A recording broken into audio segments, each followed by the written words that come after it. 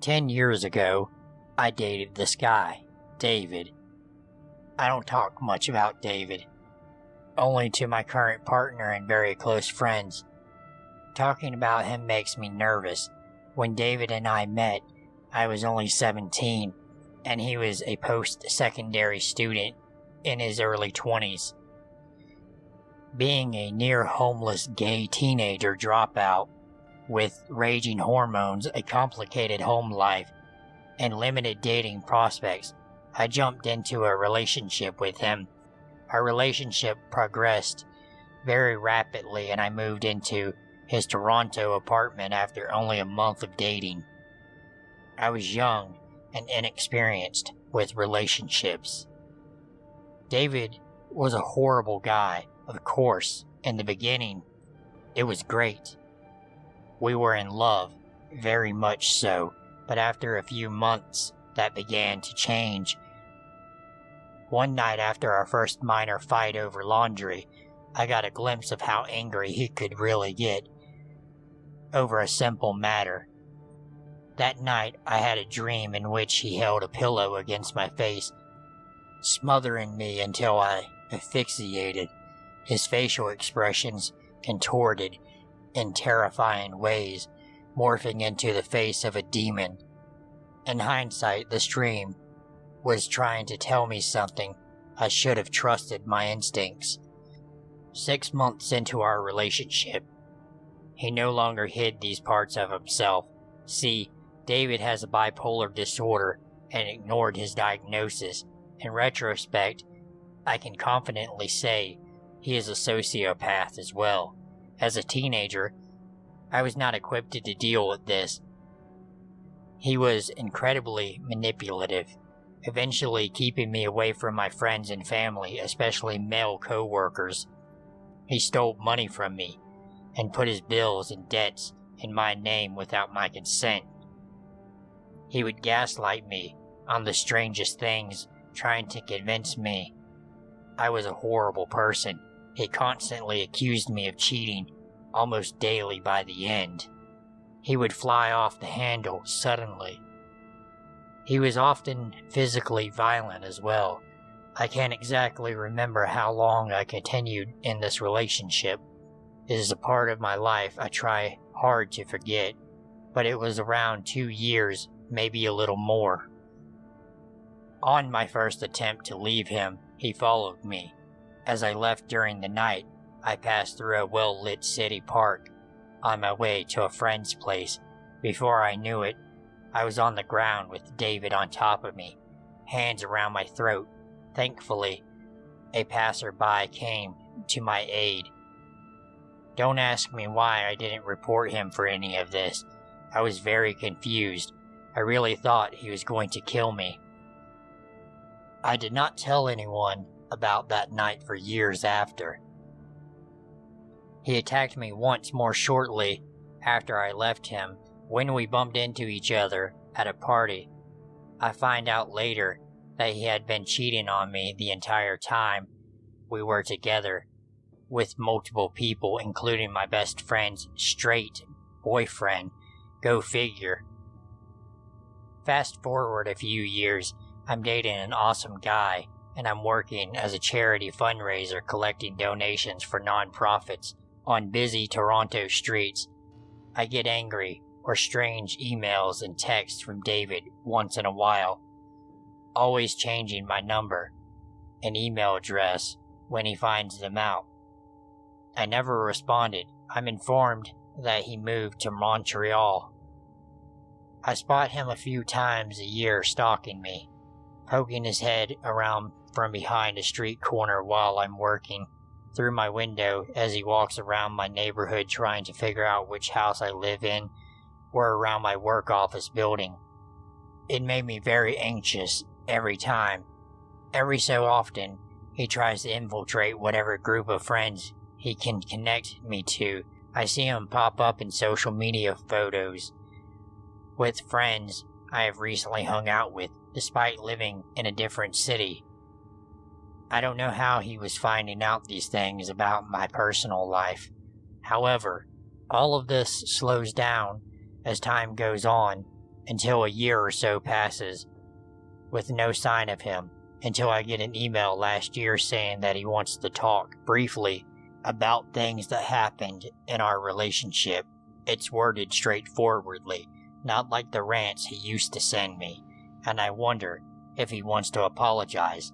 I don't respond, but I message a mutual friend whom I trust to find out how he is doing.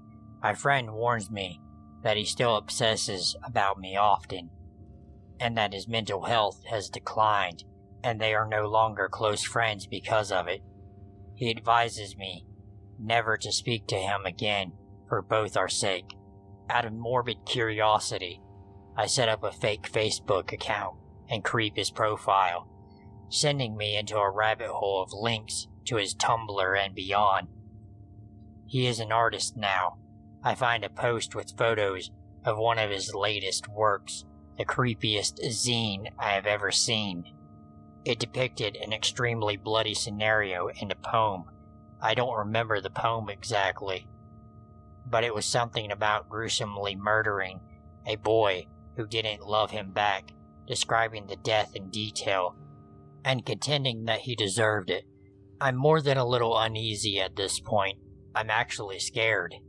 6 years is more than enough time to get over your ex.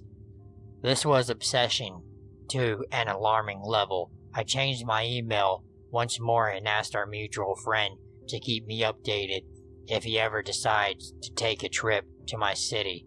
I also deleted my Facebook and most of my social media accounts, and I haven't seen any sign of him in over a year. I'm 27 now. I've worked through a lot of the issues that David let inside of me. Now I have a really kick-ass partner and a squishy cat. I'm a university student, and my life has been pretty rad. Still, I'm always expecting to get an email or to see him down the street. I sometimes wonder if this is over, or if anything will change when he tracks me down again. Maybe he's simply biding his time. So yeah, let's not meet again, stalker ex-boyfriend David, ever again. 15 years ago, I had the misfortune of meeting Dave. I was new to riding the bus, and when my first day came, I hopped on and took a seat towards the front. I didn't happen to know anyone on the route and sat by myself with headphones in, rocking some now classic Good Charlotte. Back then, I didn't get much attention from the opposite sex, but I could feel eyes burning into the back of my head. I turned a couple of times to look behind me, and that's when I saw Dave. He had light eyes, brown curly hair, and quickly looked away every time I caught him staring.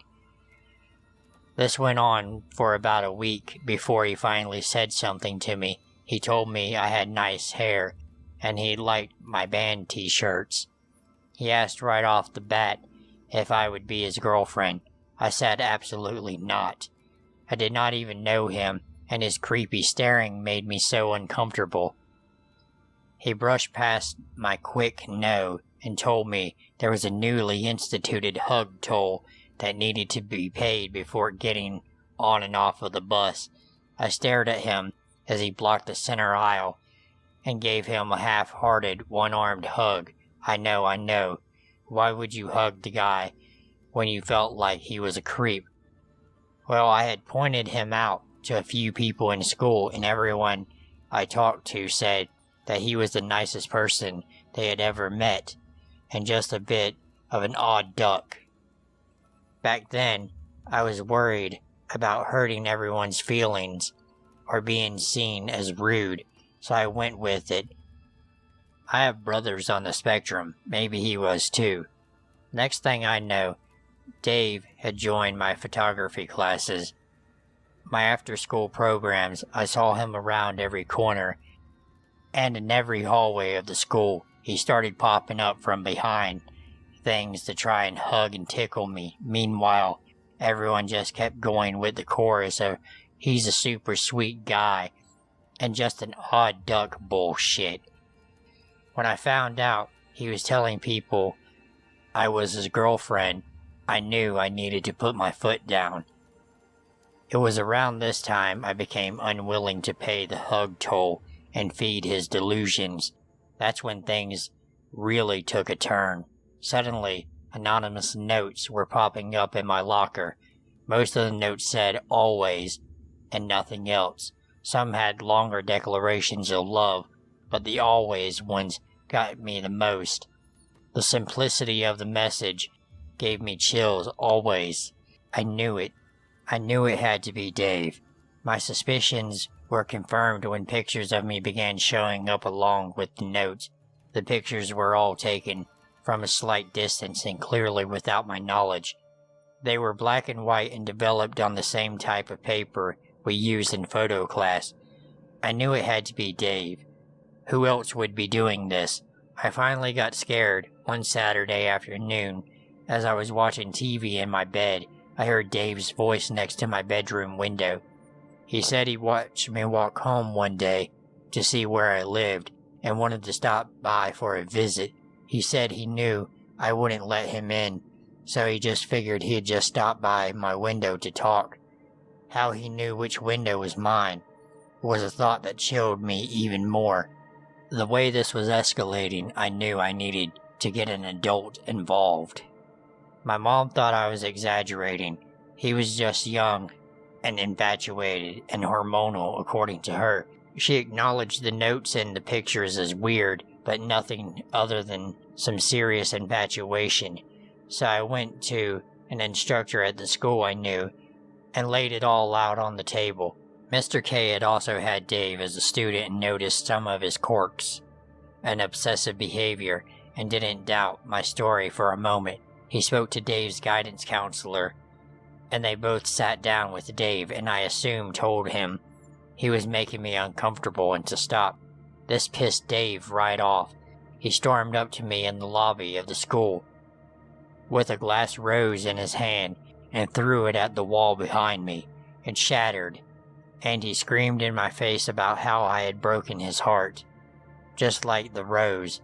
A few teachers broke up the situation. A few days later, he dropped out of school, and I went 8 years without seeing Dave. 8 years later, I was craving some mac and cheese, as one does, and hit up a popular spot in town to grab some to go. I looked behind the counter, and there's Dave. I had no idea he was working there and debated leaving for a moment. I decided to stay in line to get my food. High school was so long ago. I hadn't heard from him since that day in the lobby. Surely this guy could not still have this obsession with me. It was a huge relief when another register opened and a young woman could take my order. I wondered if maybe he was even mortified and didn't want to interact with me and had her open. Wrong again. He seemed to take my visit to his work as a sign that I was ready to love him. At least, that's what I've been told since. I got a friend request from him that night and immediately deleted the request. A few nights later, I'm getting home and walking across the street when I see that someone is standing on the side of my house, opposite the door, in the shadows. I haul ass into the house, lock everything, and watch. It's so dark out. But I turn on the lamppost out front and hope to God I was just imagining things. Then I see him. He slinks from the side of the house, trying to stay in the shadows, and runs across the street and towards the house he grew up in. Unfortunately for him, I saw his stupid curly brown hair. I called the police and reported this, but of course, there wasn't much they could do.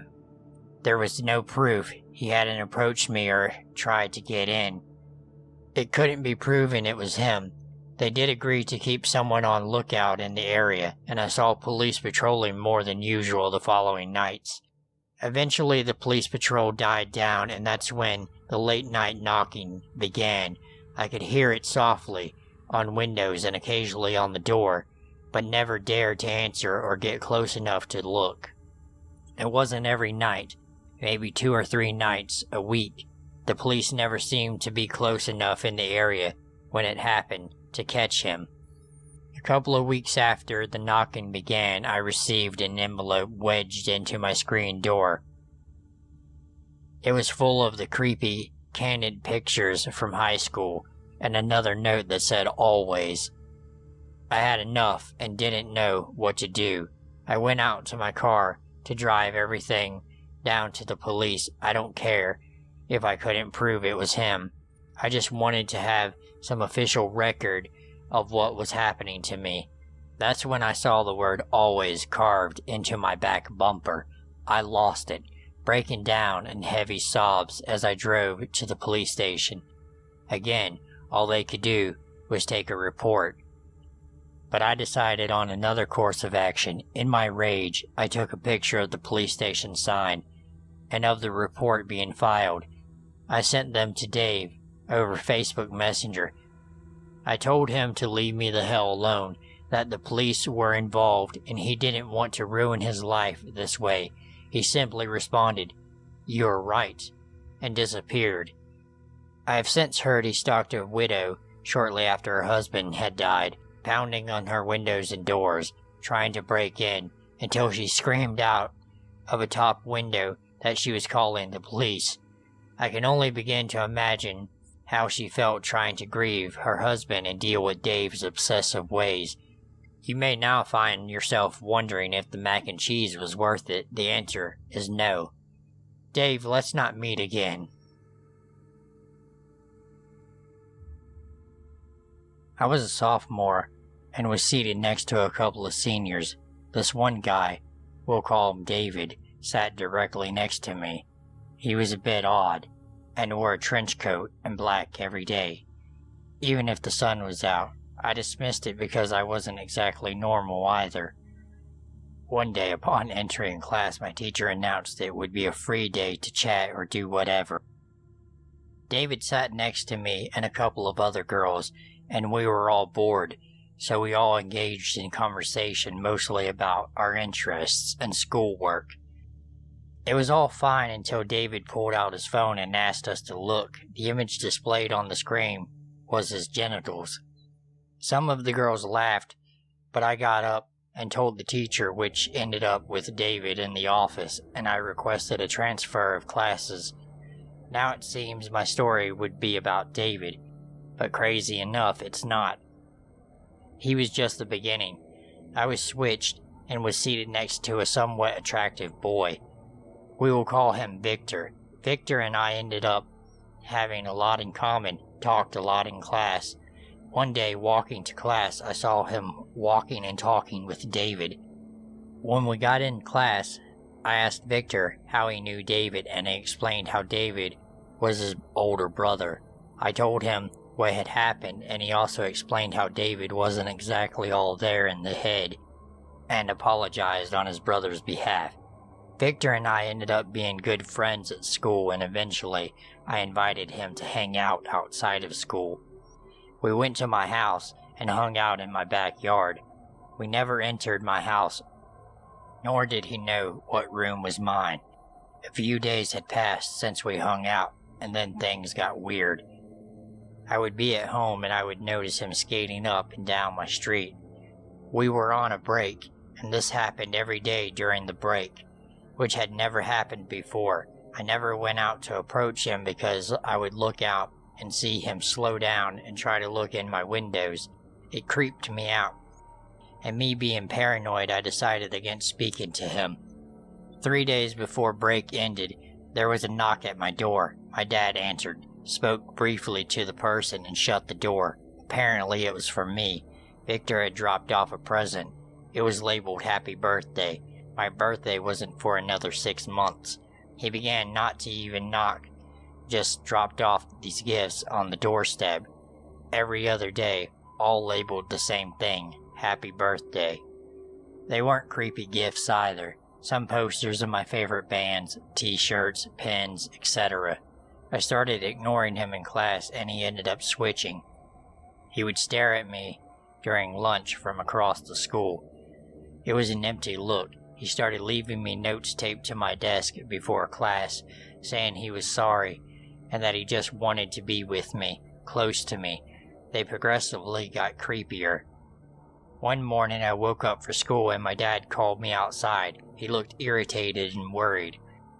In huge chalk was my name written in front of my window with hearts and a gift.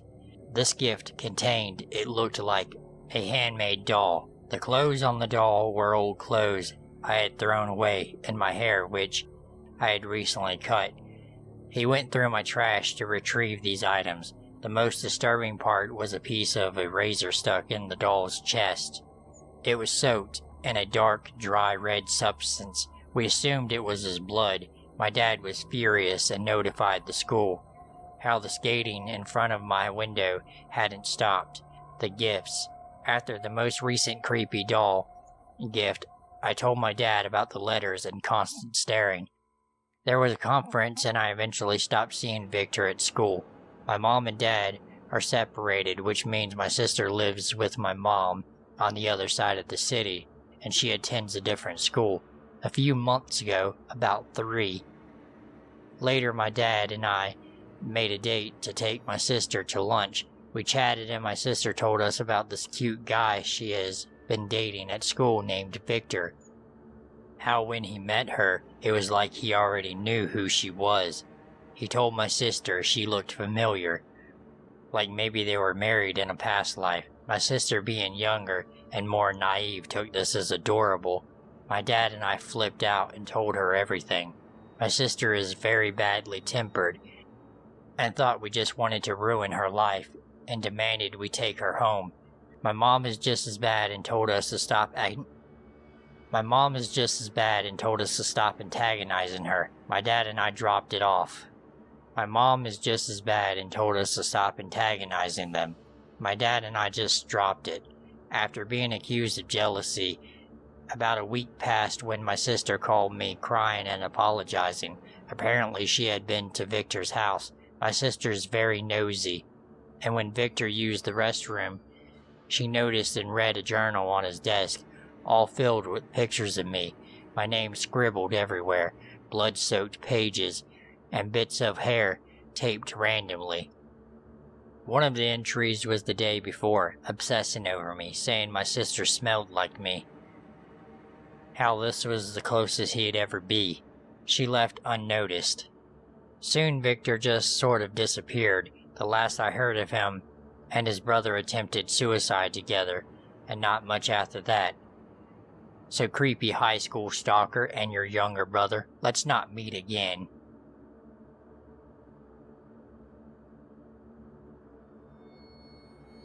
For anonymous's sake, I'm going to call my friend Blanche. We met during my sophomore year of university. When we ended up taking the same French courses, we hit it off really well, and we ended up going to our campus's French club events. We became best friends. But the thing was, the closer we got, the less I came to be like Blanche. I know it sounds weird, but she would tell me secrets, like how the thought of yellow cake turns her on, and what she would once said cake when she encountered it. I'll spare you the unpleasant details. She expressed these feelings with Asian cuisine as well, so things were really weird. Once we agreed to work on a group project, only for her to literally do nothing, she seemed oblivious as to why I was angry. But I digress. She began copying me in various ways, gestures, tone of voice, siding with my opinion on various topics when she didn't do so before. I ended up switching my major because I guess the upper level classes for my degree weren't in demand like the intro courses. I found out I could study abroad with this degree and applied for a scholarship, but the trip fell through due to low interest. Fortunately, I was allowed to use the money on another student abroad trip of my choice. Blanche suggested to me that I go on the same trip as her and one of our mutual peers. I figured I may as well, since we were still good on terms at this point. One thing you must remember, Blanche went on the study abroad trip before. This is important to know later. In the weeks leading up to the trip, Blanche insisted we drive to the location with the mutual pier I referenced earlier. I asked her what she had packed on her last trip, and she would lie about various aspects. For instance, I asked if we needed to pack cookware, and she insisted we did not need to, but then would say she regretted not doing so last time. It was just a weird thing to lie about. The day we depart arrives, and it's the day before Mother's Day. I had not studied abroad before, so I gave my mom a hug and let her know how to contact me in case of an emergency. As I gave my mom a hug, I see Blanche glaring at my mother. I tell myself I imagined it, and just pack my stuff into her older-than-dirt car. As we drive to pick up the mutual classmate, she tells me my mother threatened her when I was away. Now I know this is a lie, not just because my mother isn't a violent person, but I was with Blanche the whole time I was packing. If my mother made a threat, I would have heard it. I told her that she was a liar, and she just blew off my comment. So we pick up the mutual classmate, and he has a hard time hearing us up in the front seat. We try to keep him in the conversation, and he mentions he can't live without technology. I tease him and ask him, so what would happen if we just dumped you in the woods right here, where there's no Wi-Fi or signal? And he laughed and explained he'd be helpless. Blanche takes it one step further. Blanche asked how funny it would be if we just dumped him and we put him in the sex trade and traumatized him for life. Dead silence from us both, but she seemed oblivious. It was an awkward ride. We got to the hotel and I wake up hours before my classmates the next morning. As I mentioned earlier, it was Mother's Day, so I give my mom a call so she knows we made it all right. Halfway through the call, Blanche sends me a text demanding to know where I went. I hear her feet angrily pound against the ground as she approached, so I told my mom I'd call her back later and hang up. Time skipped to when we get to the campus. She immediately ditches me and the classmate to do her own thing, while we aimlessly try to figure out where to go.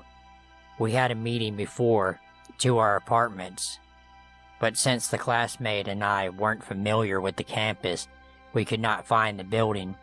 Minutes before the meeting, Blanche texts me and asked me where we went, and the two of us skated into the meeting with minutes to spare.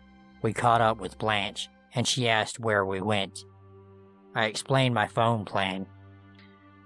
I was only afforded up to so many texts and couldn't reply. I asked why she ditched us and didn't tell us where we were going. She then lies and says she had neither of our phone numbers, even though she had texted me 10 times prior. At this meeting, we had to pick up 3 classes of our choice for the program that aligned with our interest. I was tired of Blanche at this point, so when I saw her copying my answers, I would change them. When I saw her erase and copy my choices again, I reselected my classes and flipped the paper over. I just needed space from her. The 3 of us go shopping, and Blanche insists we pool our money so we have more spending power. It seemed logical, and since I discovered she lied about having cookware supplied for us, I wanted to buy pots and pans. She tells me there's no need. One of our roommates would loan us hers and suggest we spend 1/3 of our funds on wine. We bought a few frozen meals and pasta and returned to the apartment. I cooked dinner, and we have a ton of leftovers, which I pack up since no one said they wanted any. Blanche asks if she can have some of the leftovers, and I tell her if we still have some on Friday, they're all yours. Not only were my leftovers gone before Friday, but so was all my food that I purchased for myself. I had no more money to go shopping. Blanche then tells my roommates one evening that I had a variety of weapons and was liberal with how I used them. I was horrified and embarrassed. Not only was this a lie, but she seemed to think my displeasure was amusing.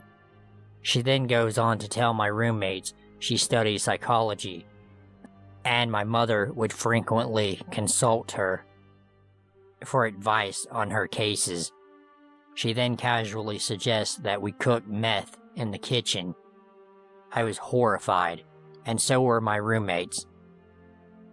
I try to laugh it off like a joke, but Blanche is dead serious. I scold her and say that I'm not interested. My mind was made up at this point. We needed a new apartment. At first, the university thinks my request is foolish, to say the least, but when I mention meth, they immediately agree to find a new apartment. So I go back to my apartment to start packing. Blanche got the notice she was reported for potential drug use, and she's told I'm leaving the apartment. She pushes me into my room and blames one of our roommates for reporting her, and says that this report is why I'm being kicked out of the apartment. I try to convince her our roommate is innocent, but Blanche wasn't about to hear it. So she convinces both of our roommates to go to the main office and demand answers. I keep packing and wash a few loads of dirty clothes. As I climb the stairs back up to the apartment, I run into Blanche and the roommates who are consoling her. The main office told her I reported her. I really wish they had not, because they triggered a monster. Blanche starts violently staring me down, like she's ready to fight. I play it cool when this happens. I realize she owes me the money because she won't be giving me a ride home. I take the money and switch apartments. I thought this was the end, but I was way off the mark. This wasn't even the trip. This wasn't even the tip of the iceberg. Each week, the university had mandatory meetings in which they would take us on field trips of sorts for cultural immersion. Blanche would always sit in the meetings where I could see her and would stare at me for the duration of these meetings, with my roommates babying her like she was a scorned saint.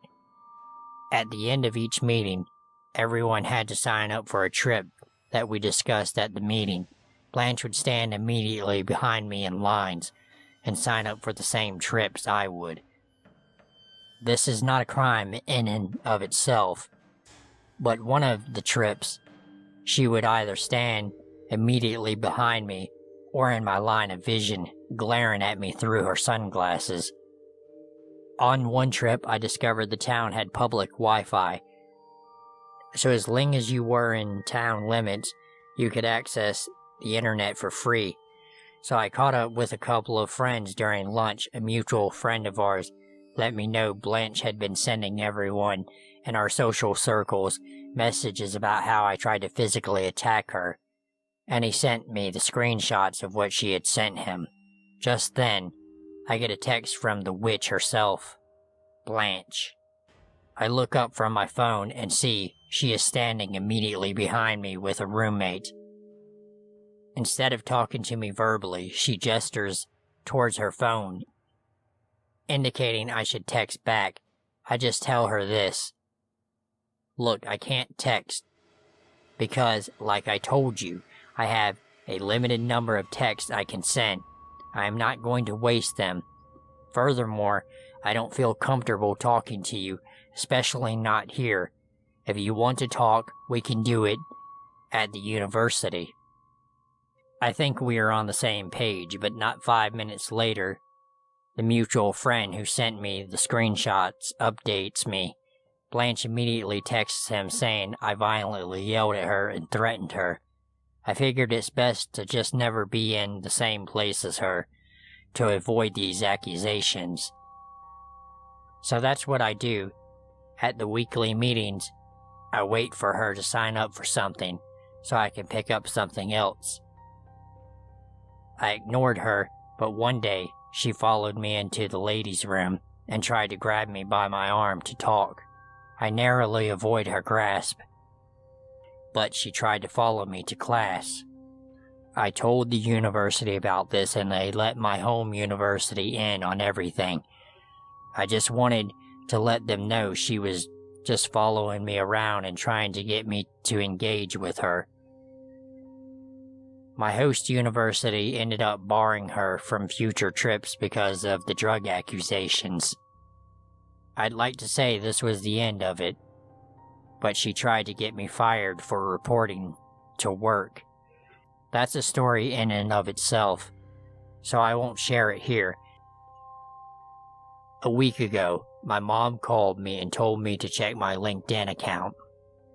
It was a weird request, but she told me Blanche was spying on her LinkedIn account. Sure enough, Blanche was lurking on my account. We both blocked her, so I hope that's the end of it. Blanche, let's never meet again.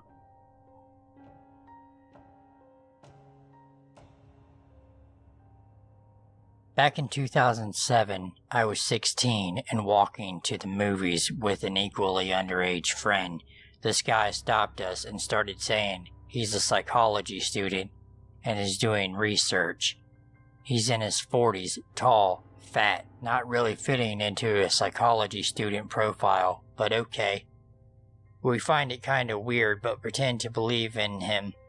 He asks if we can do some tests and say there will be prizes for completing these tests. We start to find it creepy.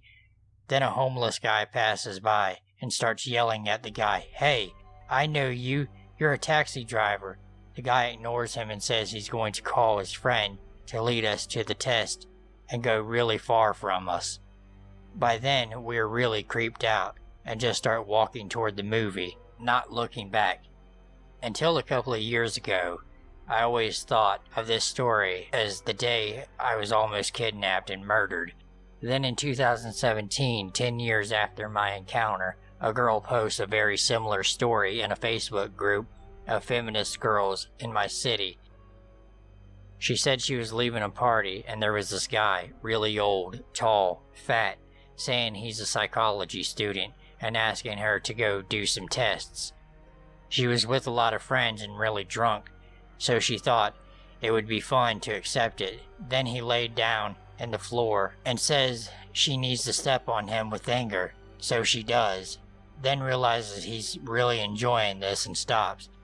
A lot of girls start to reply to this post the exact same thing happened to them. He always says the exact same lines even. 5 years ago, 7 years ago, 10 years ago. He asked to be stepped on, slapped, spitted, to be humiliated. And always get a creepy pleasure smile on his face whenever they do it. Fetishist pretending to be a psychology student for the last 10 years, let's not meet again. I play a lot of online games, and throughout the years, I have met weird ones, but this one takes the cake. Jake was recording for Twitch, and got into a game with me and my friend Shay. We had won the match and played more. He seemed cool, so I sent him a friend request, and we played more after that. He seemed very nice, if not timid. It wasn't too long after we started talking more. He confessed to being a sick kid and getting a Make-A-Wish from it. I felt bad and confessed I was also a sick kid, and still sick now, but not to that level. And it felt nice to talk to someone who understands chronic illness.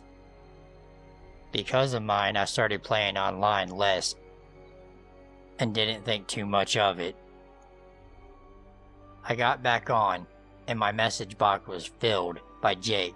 I talked to him about it, and he claimed to be worried, and I told him not to worry because I had family and my boyfriend helping me when things got bad. As soon as I mentioned my boyfriend, he started getting passive-aggressive and saying things like, "A good boyfriend could take that pain away, you know." I brushed it off because my friend circle was kind of small and didn't want to lose anyone for small things. Less than a week after, he finds out he was in the hospital for suicide, and he called me from the hospital, which normally is understandable, but I had never given him my phone number. When I asked, he mulled over the question and went on how he couldn't live without me and could treat me better than my boyfriend. I asked again, but he continued how he was scared to be kept there, and how if I told him I'd be there, he would get better. In that moment, I promised I would be honest if he was honest on how he got my number.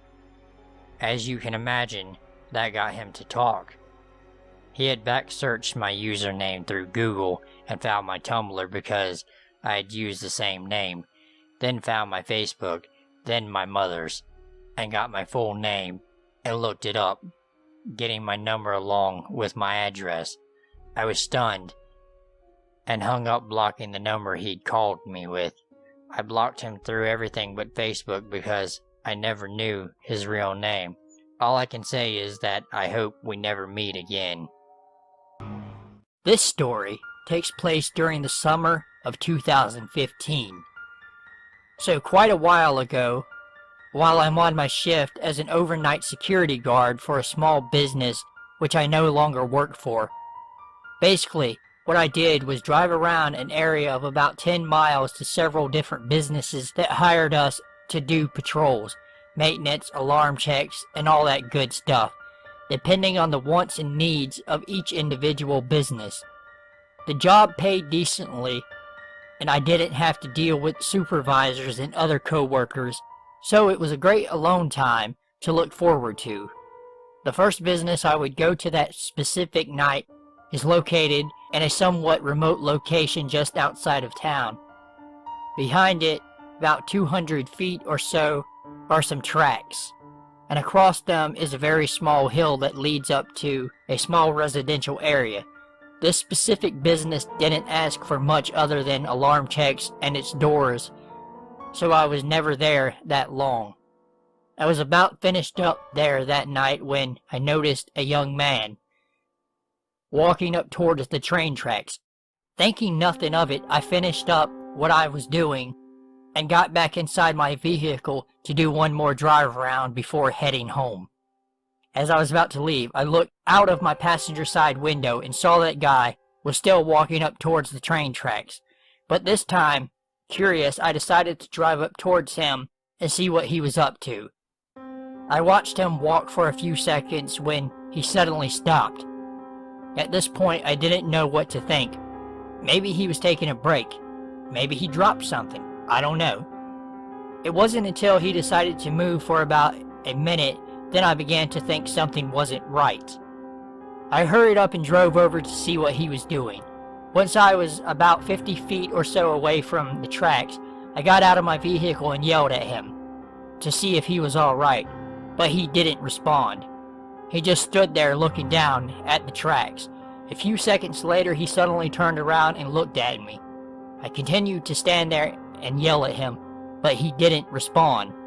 I then put two and two together and was worried that he may be suicidal. I yelled at him again, and he finally answered me. In a low, monotonous voice, he said he was okay. It was then, on instinct, I decided I had to reach out for help. I asked if he wanted help, but he refused, saying that no one could help him. I walked away from him, got out my phone, and dialed 911. I had just got done talking to the dispatcher, who told me that they would send someone out to my location when I turned around to see the guy slowly walking towards me now. I watched as he reached into his pocket and slowly revealed a pocket knife, and after a couple of seconds, he flipped out the blade. At this time, I had no training for dealing with suicidal people, nor have I had any self-defense training, so I didn't know exactly how to respond, but I decided to take a passive approach. As he got closer, his expression didn't change, nor his walk speed. He looked like a robot walking towards me. I backed away a bit and tried to talk to him. I asked him what he was doing, but he didn't respond, not even moving a single muscle in his face, remaining calm. I then asked why he wanted to kill himself and if I could help. He finally spoke and said no, and once again stated that no one could help him in the same low, monotonous voice from before. He then said that he just wanted to die and didn't want anyone to get in his way, not even me. After a few seconds of him walking and me backing up, he stopped, looked in the distance to my right, then back at me before turning around and walking back towards the train tracks, this time at a faster pace. I turned to where he was looking and I saw a car in the distance driving towards our location. As it got nearer, I saw the lights on the top of it. It was a cop, finally. I looked towards the train tracks and saw the guy walking across them. I pointed in his direction at the cop who was now very close to me, who drove past me and up towards the tracks. I watched as he got out of his car, shined his flashlight towards the tracks and began to jog up to them while yelling at who I assumed was the guy, while the other officer got out and signaled for me to come up to her. I told her that I was a security guard and was on patrol when I encountered him, and about how he was suicidal and that he was armed with a knife, and at one point approached me with unknown intent. She wrote all this down and spoke over her radio the details I gave. After a couple of minutes, we both watched as the male cop came back across the tracks, but this time not alone. The young man was with him, being led towards us, but now he was handcuffed and still had a non-existent expression on his face, as if nothing was happening. After he was placed in the back seat of the cruiser, not looking at me a single time, the officers and I talked about what happened, and they told me that he would be placed under a psychiatric hold and thanked me for reaching out to them before finally leaving. Once they were gone and out of sight, I gave a strong exhale and began to walk back to my vehicle, all the while feeling relieved that not only I was alright, but the young man was as well, and hopefully is doing a lot better now. I hope we don't meet again under the same circumstances. The year was 1995, and I was 16 years old. I lived in a 3-bedroom, 2-bath house in a middle-class suburban community with my mother, 2 younger brothers, and our 140-pound Doberman Pinscher. His name was Turbo. From the front door of our house, you could see directly into our living room, which had an open concept floor plan with the kitchen and dining room. Our couch was on the wall directly in front of the front door. It was the summer between my sophomore and junior years in high school. My brothers and I spent a decent amount of time outdoors because this was back when people still did that. I suppose anyone paying attention knew who lived in our house, and I suppose they knew that the only adult was gone when the only car was gone. However, prior to the man showing up at the house, I'd never noticed anything off, and I never noticed anything afterward, so maybe we were just a random target. It was Saturday, and my mom and the boys had run to the grocery store. In Nevada in the 90s, almost no one had air conditioning, so to cool off you had to open all the windows and doors and use fans. On this particular day, I had the backsliding door and the front door wide open to get a cross breeze. Neither screen door was locked. I was napping on the couch in full view of the front door in shorts and a tank top. It's good we gain intelligence with age. In my defense, there was 140 pounds of protective dog muscle on the floor next to me, and probably the only reason I am alive. Around the approximate time I expected my family home from the store, Turbo began barking. Assuming he was barking their arrival, I told him to shush and tried to go back to sleep. Turbo, God bless his sweet protective soul, continued to bark, becoming more and more intense and even aggressive with his barking. Finally, after 5 to 10 minutes of Turbo refusing to be quiet and my family never coming in from the car, I sat up, realizing something was wrong. A man who I didn't know stood, seemingly frozen, staring at my frenzied and barking Doberman. Assuming that the man had some appropriate business at my home, I hurried the 10 steps to unlock the screen door, constantly shushing Turbo. I apologized for my dog and for not hearing his knock. He never knocked. The man explained that he was from the phone company and he was here to check our lines. He never took his eyes off Turbo. Turbo never stopped snarling. I leaned forward far enough to see the street. Only unmarked, privately owned cars lined the street.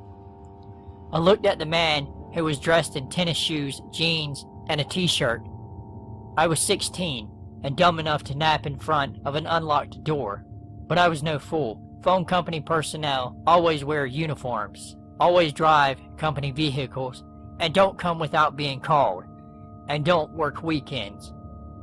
I looked at the man who had yet to look up from the 140-pound dog that was now foaming at the mouth. I grabbed the screen door handle and held it. This got his attention. Our eyes met as I said, "You have 30 seconds to show me identification, or I will open this door." I don't even think he made an incoherent excuse as he ran away. I fell to my knees and hugged Turbo. I then gave him all the meat in the refrigerator. I believe with absolute certainty that I would have been attacked if we had not had him. I like to think that if I hadn't had a huge, overly protective dog, I would have been in the habit of locking doors. But what would a screen door latch do against an intruder?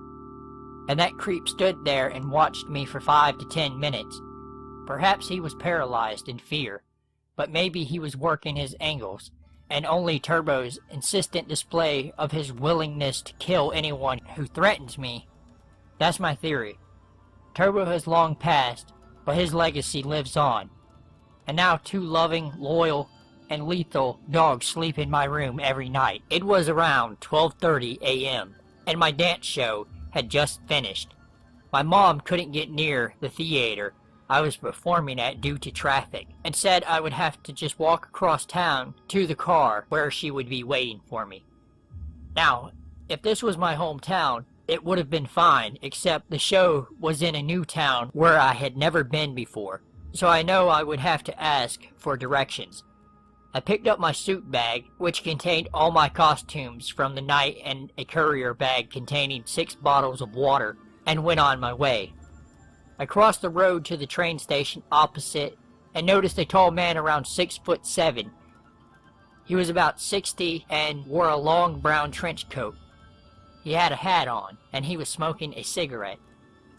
Everyone else around me was drunk, so I thought however creepy this guy is the only one capable of giving me correct directions.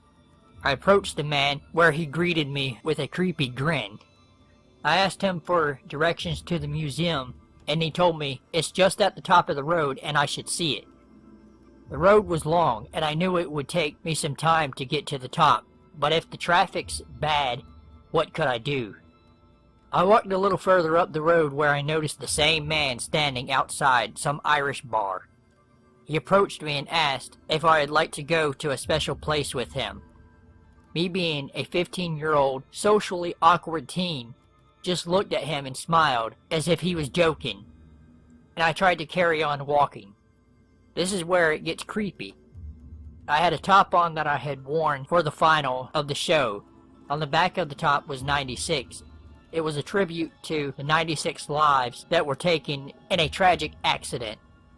As I tried to walk away, he grabbed me by this top and pulled me back.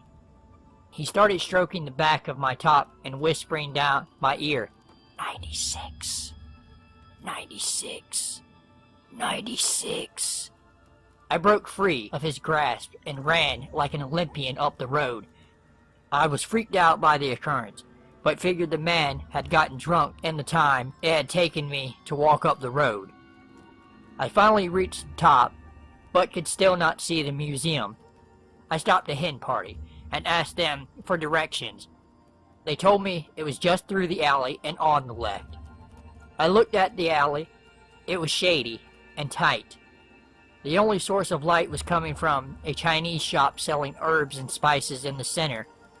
I walked slowly down the alley when my bag containing my water spilt, and all my water bottles fell all over the street. I started picking them up when I heard the chime of the shop door behind me. I turned, and it was none other than the same damn man. I froze with fear. My mind was saying, "Get the fuck out of here," but my body was frozen. He started walking towards me and whispering in a sinister voice, 96. He repeated, and each time it got louder. Finally, my body went into flight mode, and I ran for my life. He was screaming 96 at the top of his lungs, but I was glad I managed to escape him. I left the alley and came out onto a main road. I finally felt safe. Surely, if he was following me, someone in a car would see. I was texting my friend when I heard a loud shout behind me. I knew instantly who it was. Can this fucker teleport or some shit? I didn't know what to do, but I knew one thing. I didn't want to be buried in my own suit bag, so again I ran like hell. And for the first time, he started chasing me. All of a sudden, my mom burst around the corner. "For shit's sake, Laura, I was waiting for you half an hour, and I had to walk up and get you? Get in the car, it's 1 a.m. I turned around and the man had changed to the opposite direction. I don't know what his plans were, or what his special place was. I'm just so glad I didn't have to find out. I told my mother about the strange man, but she just said he was probably going the same way as me and was shouting because he was drunk. She told me I was overthinking the whole thing, but it sure didn't feel that way. My wife and I stayed in a small rental property in Bath, United Kingdom, this spring. While in bed, I heard the gate to the property open and close quietly. This immediately made me jump up and become alert. I heard someone trying to quickly walk on the gravel walkway to our front door until the motion sensor light came on. I saw a person's shadow dart against the wall outside of our room and instantly went into attack mode. I ran into the kitchen and grabbed a knife from the wooden block and stood at the front door ready to pounce. It was silent for way too long, and then I heard someone running away and the gate slammed. My wife said that once the motion light turned off, the person took off running. I have no idea what their intentions were, but I almost stabbed the hell out of somebody that night. It still gives me goosebumps thinking about it. I had just gotten finished watching Night of the Living Dead and Demons. The Demons movie kinda made me paranoid. I was walking through the hall to get ready for a shower, and I saw something in the mirror that scared the hell out of me. I freaked. Turns out it was just my friend's stupid clown mask. I laughed. "Get a grip, girl," I thought to myself. While in the shower, I start hearing faint scratching noises. I didn't pay them any mind. I figured it was just a rat. At the time, the cheap-ass apartment my friend and I stayed in had rats, so hearing noises in the middle of the night was really nothing to be alarmed about. I get out of the shower. I'm naked, water dripping off of me. I grab a towel when I happen to see a man staring at me through the window. I scream. The guy casually stands up. I'm still screaming. He has his thing in his hand. Sick pervert had been jerking off to me the whole time. He smiles, then walks off. I call the police. I don't know if they ever caught the guy, but I never seen him ever again. If I hadn't caught him, he probably would have raped me that night. That was the scariest shit I ever went through. This happened when I was in college. It was about 6 in the morning, still dark outside. I stopped at the gas station to get some gas and a pack of Newports. While I'm pumping my gas, this guy comes up to me and he starts flirting with me. He's cute, so I flirt back a little. He steps a little closer. I back up. He steps towards me again. I step back. He steps closer a third time. Look, man, I don't fucking know you. Back the fuck off, I shouted. Man grabs me and forces me into the back seat. He starts kissing me and touching me. I see this little Indian woman in the store. She's hiding by the window, peeking over it. I'm screaming, "Help me! Help me!" The guy is just about to get it in. All of a sudden, I taste blood, and my ears are ringing. The rapist is dead. I push him off of me. I'm soaked in blood. I see this tall, built black man with a beard and dreadlocks standing there with a 9mm in his hand. The barrel is still smoking. My ears are still ringing. "Thank you," I cried, with tears in my eyes. I hear sirens, and the black guy takes off running. I found out who the rapist was, but I never found out who my hero was. That was the scariest fucking shit I've ever endured in my life. I was at the store. I had gone to get some soda and some party food. It was Super Bowl Sunday. As I'm walking back to my car, I see some guy peeping around the corner. I think nothing of it. I figured he was probably just some alcoholic or a homeless guy. I get in my car, and I am just about to put the key in the ignition. That same man runs up to my car and points his gun at me. "Move over, you fucking whore," he shouted. I am scared to death. I hear sirens, and the guy slams on the gas pedal. I'm freaking the fuck out. This guy is high on something. He's twitching and doing about 100 miles per hour down I-4, and there are like 20 cops behind us. I keep screaming, pull over," but he is determined to outrun the cops, or get us killed, whichever comes first. The police are ramming the car. "My fucking car!" I scream. All of a sudden the tires go flat, and the car flips over and kills the carjacker. I get rushed to the hospital, and I have no serious injuries. I explain to the police what happened, and the police department buys me a new car. I was grateful for the new car, but more grateful I didn't die. So I was sitting on the couch in my living room with the sliding back door open. The cats can go in and out as they please, and a scraggly man walks up the deck and casually into my house. I didn't think much of him because all of my mom's friends are musicians and some look a bit worn. So I said hello, thinking he was here to pick up a guitar and drop something off. He said hey and asked what I was doing. I said, "Just eating a sandwich and watching TV, what's up?" And he started talking about how a car was parked too close to something and in the way, like mumbling about a car situation that didn't make sense, or enough sense for him to have to walk inside my house without knocking to tell me. I knew none of our cars were too close to anything because they were parked behind our house, where they always were. I said something like, "Oh, sorry, but those aren't my cars, so I can't move them." Then he said something like, "Never mind, it's okay, bye," and left. I didn't think much of it still, and brushed it off as one of my mom's friends or neighbors or something like that. I told my mom about it later, and she was immediately freaked out that some strange man just walked inside our house. She said none of our friends were coming by, and they would knock on the door first if they were. I am glad I was there to catch him off guard and not in the shower or sleeping, because I don't think he was expecting to see someone as soon as he walked inside. I don't know what he was planning on doing in my house, but let's not meet again, strange man that walked into my house. I grew up in a really bad part of town, full of crackheads, pill junkies, thieves, and general scumbags. I was always a smart child, and I had big plans for my future.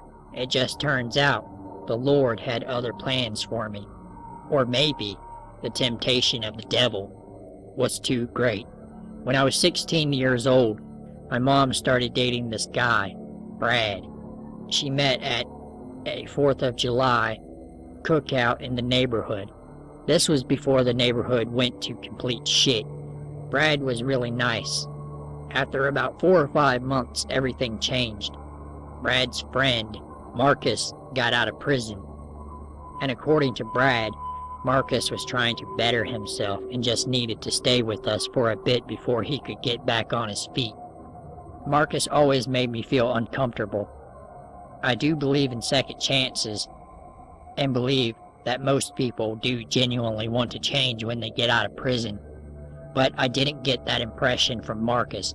One day, when I was washing clothes, Marcus comes into the wash house and starts making inappropriate comments telling me that I have a nice ass and how he wanted to fuck me right there in the wash house. I told him that I was only 16. He just said he didn't care. Marcus was like 43 years old. I told my mom about how Marcus was talking to me, and she just said, he is just trying to get used to being free again. He spent 10 years looking at nothing but men, so any woman is attractive to him right now. I have no idea why Mom was defending this guy. One night, when Brad was working the night shift at the mall as a security guard, I heard my mom screaming, and then I heard a loud smack. I run into my mom's bedroom, and Marcus is standing there naked with a knife in his hand. My mom was lying on the ground with a huge bruise on her face. She was in her nightgown. She was nervously trying to cover her private area. Marcus grabbed me by my hair and tried to rip my clothes off, but my mom pulled Brad's gun out of his nightstand and threatened to kill Marcus if he didn't leave. Marcus just laughed and called my mom a stupid bitch and told my mom, I gets what I want, bitch. I take mine. Think that gun scared me? Bet you ain't got what it take. No, but I do. It was Brad. He had a 9mm pressed to the back of Marcus' head. I should fucking kill you where you stand, you sick piece of shit, Brad threatened. Get the fuck out of here, Brad told Marcus. As Marcus was leaving, Brad walked outside, and then I heard a gunshot. Then about 20 seconds later, I heard another, then another, again and again. Marcus lay on the ground bleeding out in the middle of the street as Brad stood over his body. Mom was screaming and crying as sirens were coming. She knew this was it. Marcus was shot over 15 times in the back and chest. Brad served 10 years in prison for assault with a deadly weapon. The DA wanted to charge him with attempted murder, but my mom testified against Marcus, and Marcus was sent to prison for 50 years for sexual battery and attempted rape. Mom and Brad got married and moved to another state after Brad was released from prison. So Marcus, you sick pervert bastard, let's never, ever meet again. So this happened in 1969, while my dad was 8 or 9. One night, both his parents were out of the house, along with his brother.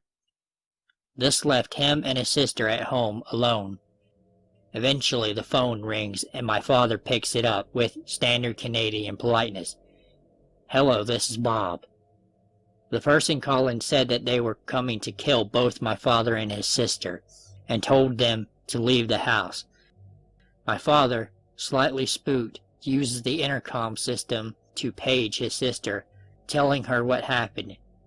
At the time, both children could drive, as they had been doing so on the farm, so leaving the house wasn't too much of a problem. While packing some things to leave, the phone rings again, and my father answers. Hello, this is Bob. The voice says, Why haven't you left yet? I'm coming to kill you. With which my father replies, Well, I'm trying to leave, but you keep on fucking calling.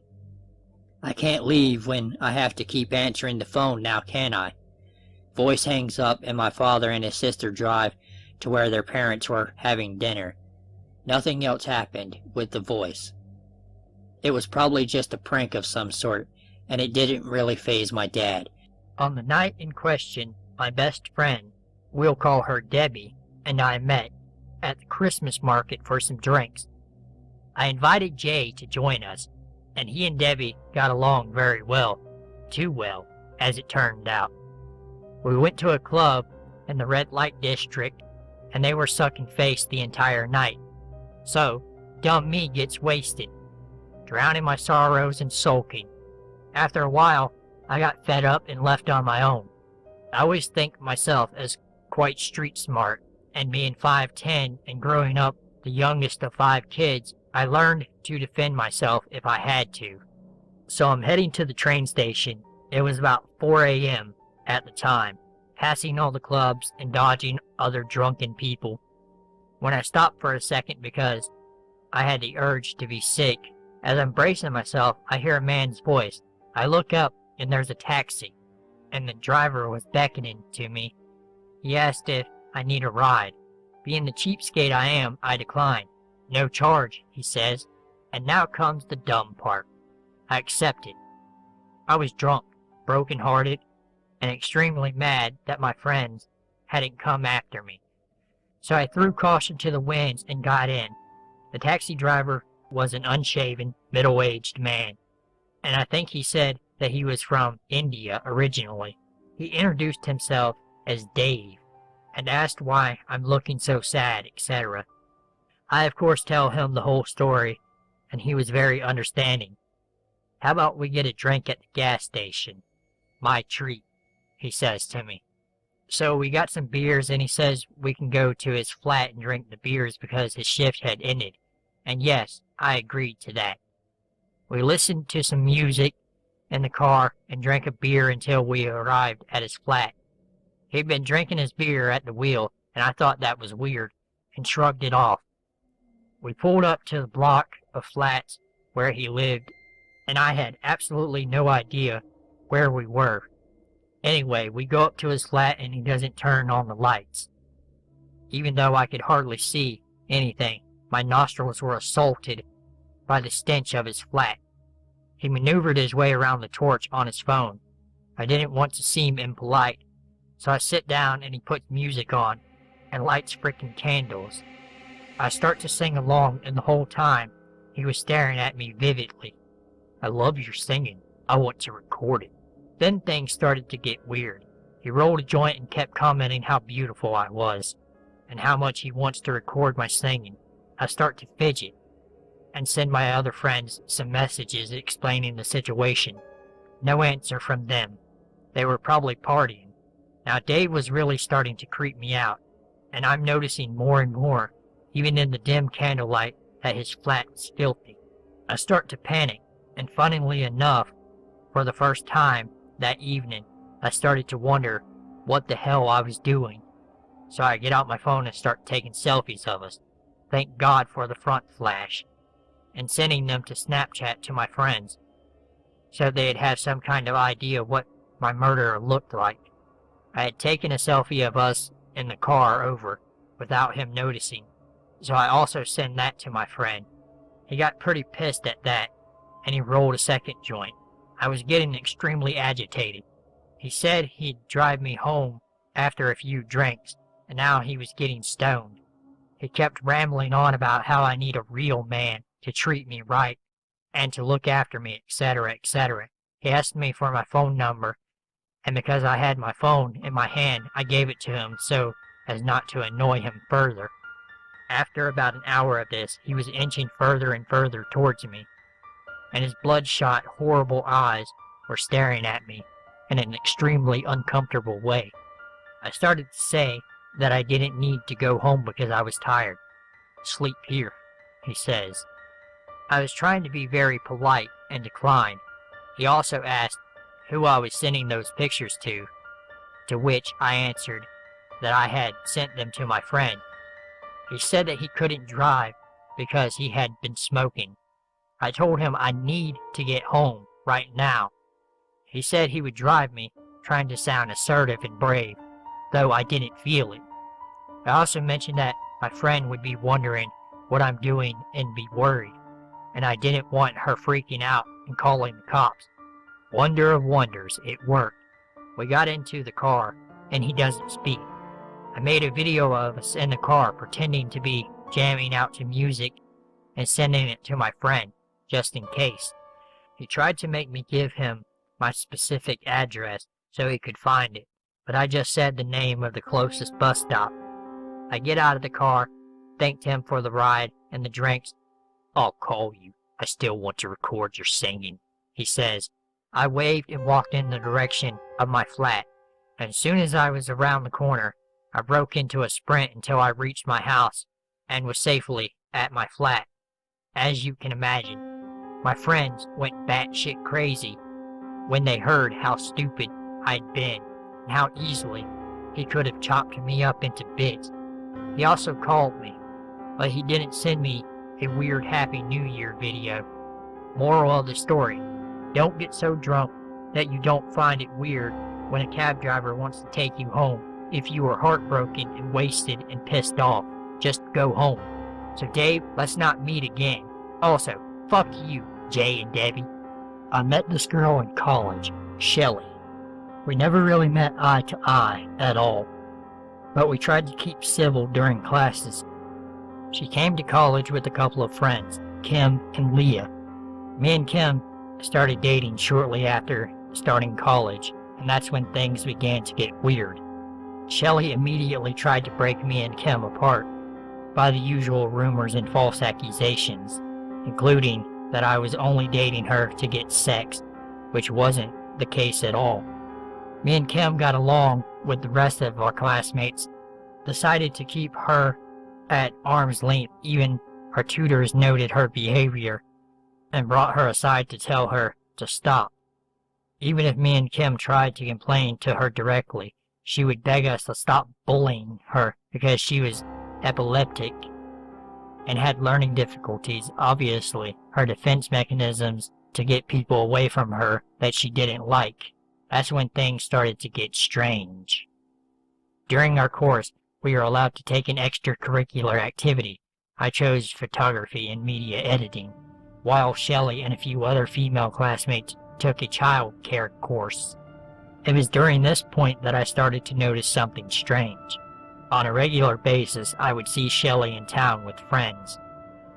Now, these friends were mainly those with quite obvious learning difficulties. I knew a couple of them from college, but the people they were all associating with were clearly very young. I found out from Kim that during the last year of their secondary school education, Shelly took a child care course there, as well as doing some babysitting in her spare time to earn some money. At first, I didn't think much of it. She obviously spent a lot of time with young kids and teens, and it must have been normal for her. It didn't seem that odd at the time, but there was always this feeling in the back of my mind saying, there's something not right about this. I quickly dismissed it, and after a while, I forgot about it entirely, up until I got back in contact with some old school friends. My one friend, who I will name V, told me that Shelly was quite abusive and had a habit of being mean to people, especially young kids. Knowing what she was like from college, I just wrote this off as her being a mean bitch. Yet, even after several years following us all leaving college, I would see her hanging around town with very young people. After a while, Shelly got into a relationship with a fat idiot named Jay. Me and Jay have never spoken in person, but I found out that he threatened V's parents during a confrontation at a local cafe. One time I witnessed Jay yelling at Shelly in the middle of town, telling her she was stupid and an idiot. At this point, all my hatred for Shelly quickly disappeared, and I felt like slugging Jay in the head for threatening Shelly so badly, especially as she was obviously pregnant at the time. A couple of incidences followed, including Shelly tripping over a pothole while heavily pregnant. I know it made quite the stir in the local papers. Within days, the pothole was filled in by the local council. A year later, I got news that was both surprising and unsurprising. I heard a rumor in town that Shelly got arrested for child molestation. At first, I just laughed it off and thought it was just a harmless rumor from people who see her in town hanging around with young kids. Then, 6 months ago, she turned up in the paper again. The report said that she denied 11 charges of sexually assaulting 2 young girls. Reading that, it hit me like a brick. Everything made sense to me. The babysitting, child care course, hanging around with young kids, it just fit perfectly. I got the date with the impending court case and made a note of it. Several months later, the court case started, and I followed it intently on a website that shows the outline of court cases. Me, V, and her partner all met up during the court case and discussed what happened. V and her partner both thought she would be found guilty, while I gave her the benefit of the doubt. Innocent until proven guilty, and all that shit. During the week, it became obvious that it was a serious case. In the end, there were 7 witnesses that gave evidence against Shelley. The guilty verdict was read out. Shelley started crying as soon as the verdict was unveiled. In the reports, I read a sickening part of the case that shook me to my core. Shelley committed the crimes while asking the girls to play in a new game called Under the Bridge. After reading that, I felt physically sick. According to court transcripts, Shelley had such severe learning difficulties that she couldn't even defend herself during the court case and left all the work to her lawyer. She was obviously playing the "I'm disabled, don't bully me" card. She was due to be sentenced a few weeks ago, but apparently it was postponed by psychiatric reports.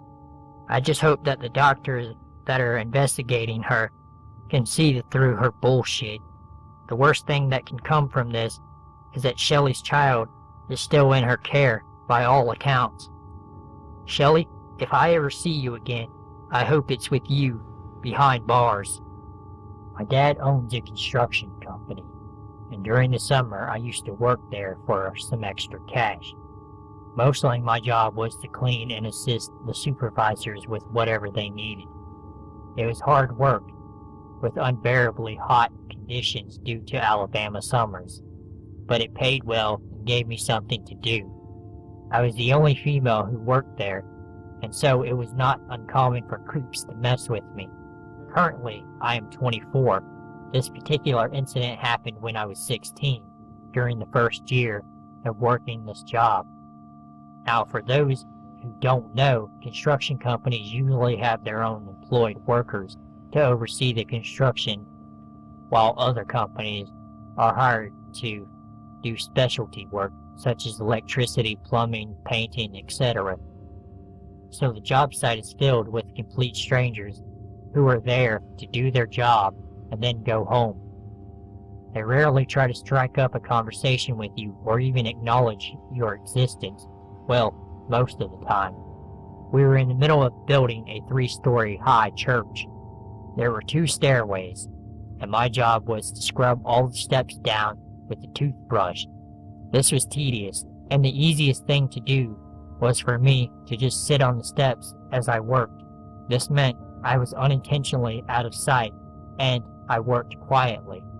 I'm about halfway down the stairs, and there's a landing at the halfway point where pipes and AC ducts are running through the walls. I could hear a man cursing to himself as he attempted to install a pipe. I could not see him yet, but I could hear him. I didn't give it a second thought and continued quietly working. As I scooted further down the stairs, the man noticed me. He begins to apologize, saying things like, "Oh, I didn't see you there. I'm sorry for my language. If I had seen you, I wouldn't have said that." I glance up and see what this guy looks like. He's obviously not one of our workers, but belongs to one of the other companies we had hired. He looks to be about in his 40s. I reassure him that it's fine and that I hear worse in school. He chuckles at this, and we both begin working again. He then starts to make small talk, asking which school I go to, how old I am, is one of the construction workers my dad, etc. I'm not in the mood for small talk, but I do my best to answer him politely, while also being very short with him, hoping he realizes I don't really want to be bothered. When I answered his question with my age, with "I'm 16, he looks intensely at me and says, "You're 16 and already married?" My mind immediately goes into what the fuck mode. Why would he think that that statement was a perfectly normal one to make, despite the fact that it had nothing to do with our conversation? He sees my confused expression and grins, clarifying, "Your ring." At the time, I had a silver band ring that I wore on my left finger, giving the appearance of a wedding ring. I simply wore it there because that's the finger it fit best. I'm immediately uncomfortable with how things are going. I'm at least 15 feet away from him, and he still somehow noticed that small ring on my finger. Him questioning me about marriage was already unsettling in itself. I'm a 16-year-old kid, and he's old enough to be my dad. I explained that it's not a wedding ring. He laughs at that and says, "All of us men should consider ourselves lucky then."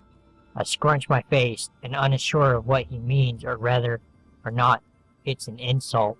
He explains, "Because you are still single, I mean." Officially uncomfortable, I turn back around and begin furiously cleaning the stairs and praying that this guy finishes what he's doing so I can leave. I refuse to move down the stairs any further until he is gone. I don't want to get closer to him. Several uncomfortable questions later, the guy seems to finish and leaves. I breathe in a sigh of relief and work on finishing the stairs. About 10 minutes later, the guy comes back with a cold bottle of Mountain Dew and holds it right in front of my face. I gingerly take it, and he says, "It's pretty hot in here. You look like you need it." "Thanks," I replied. He then goes back to working in the stairwell, while I just sit there and stare at my drink in my hand. It was strange. There's no electricity or AC in the building. This church is in the middle of nowhere. No gas stations or stores are close by. There's no vending machines out there either. It's toward the end of the day, so the ice in everyone's coolers has long since melted, and all their personal drinks are hot. Yet this Mountain Dew is as cold as ice.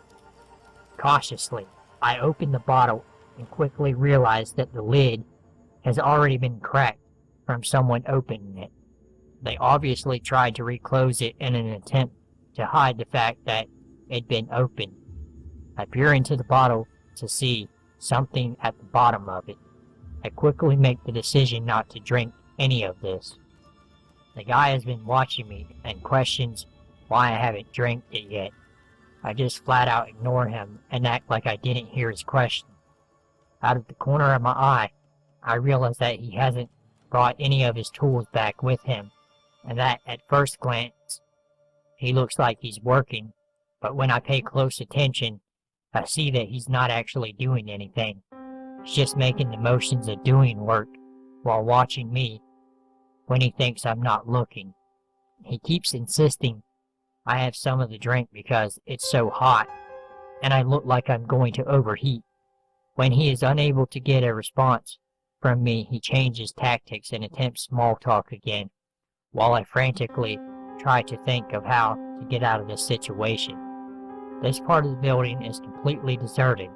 It's when I choose to clean those stairs first, so I wouldn't have to work around the other workers. The chances of someone walking through are non-existent. "You're working here with your dad, right? Who's your dad?" A maniacal grin spreads across his face as I realize he is just giving me a way out. I answer, "Calvin, the owner of this construction business." His face turns pale, and in a reedy voice says, "Oh, the big boss, huh?" He quickly decides he has somewhere else to be. He didn't attempt to interact with me for the rest of the day, but I did catch him staring intently at me whenever we were in the same room. I threw away the Mountain Dew. "So, creepy guy who tried to give me the Mountain Dew, let's..."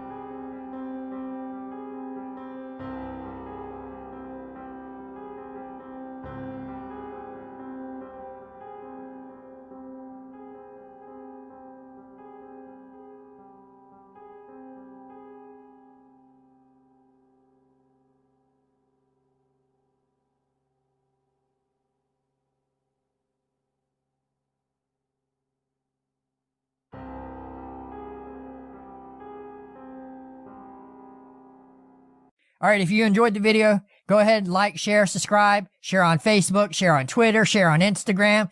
I don't give a shit where you share it, just share it. Thank you for watching.